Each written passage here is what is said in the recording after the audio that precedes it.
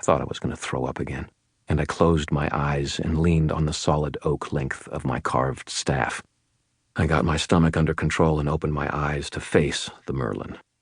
But it doesn't change the fact that we've just murdered a boy who probably never knew enough to understand what was happening to him. Accusing someone else of murder is hardly a stone you are in a position to cast, Warden Dresden. The Merlin arched a silver brow at me. Did you not discharge a firearm into the back of the head of a woman you merely believed to be the corpse taker from a distance of a few feet away, fatally wounding her? I swallowed. I sure as hell had last year. It had been one of the bigger coin tosses of my life. Had I incorrectly judged that a body-transferring wizard known as the Corpse Taker had jumped into the original body of Warden Lucio, I would have murdered an innocent woman and a law-enforcing member of the White Council. I hadn't been wrong, but I'd never just killed anyone before. I've killed things in the heat of battle, yes. I've killed people by less direct means. But Corpse Taker's death had been intimate and coldly calculated, and not at all indirect. Just me, the gun, and the limp corpse. I could still vividly remember the decision to shoot, the feel of the cold metal in my hands, the stiff pull of my revolver's trigger, the thunder of the gun's report, and the way the body had settled into a limp bundle of limbs on the ground. The emotion somehow too simple for the horrible significance of the event. I'd killed. Deliberately, rationally ended another's life, and it still haunted my dreams at night. I'd had little choice. Given the smallest amount of time, the Corpse Taker could have called up lethal magic, and the best I could have hoped for was a death curse that killed me as I struck down the necromancer. It had been a bad day or two, and I was pretty strung out. Even if I hadn't been, I had a feeling that Corpse Taker could have taken me in a fair fight. So I hadn't given Corpse Taker anything like a fair fight. I shot the necromancer in the back of the head because the Corpse Taker had to be stopped, and I'd had no other option. I had executed her on suspicion. No trial, no soul gaze, no judgment from a dispassionate arbiter.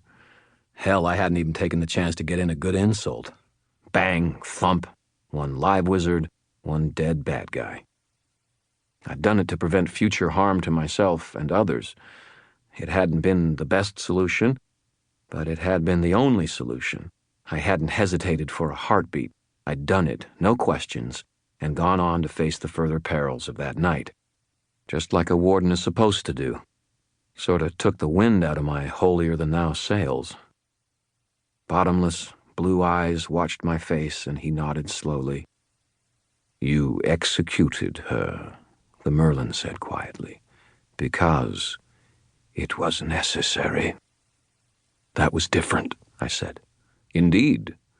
Your action required far deeper commitment. It was dark, cold, and you were alone. The suspect was a great deal stronger than you. Had you struck and missed, you would have died. Yet you did what had to be done." "Necessary isn't the same as right," I said. "Perhaps not," he said. "But the laws of magic are all that prevent wizards from abusing their power over mortals. There is no room for compromise. You are a warden now, Dresden. You must focus on your duty to both mortals and the council, which sometimes means killing children." This time I didn't hide the contempt, but there wasn't much life to it.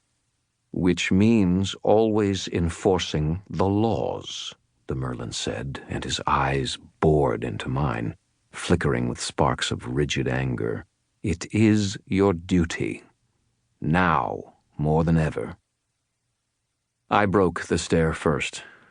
Looking away before anything bad could happen, Ebenezer stood a couple of steps from me, studying my expression. "Granted that you've seen much for a man your age," the Merlin said, and there was a slight softening in his tone. "But you haven't seen how horrible such things can become. Not nearly. The laws exist for a reason. They must stand as written. I turned my head and stared at the small pool of scarlet on the warehouse floor beside the kid's corpse. I hadn't been told his name before they ended his life. Right, I said tiredly, and wiped a clean corner of the gray cloak over my blood-sprinkled face. I can see what they're written in.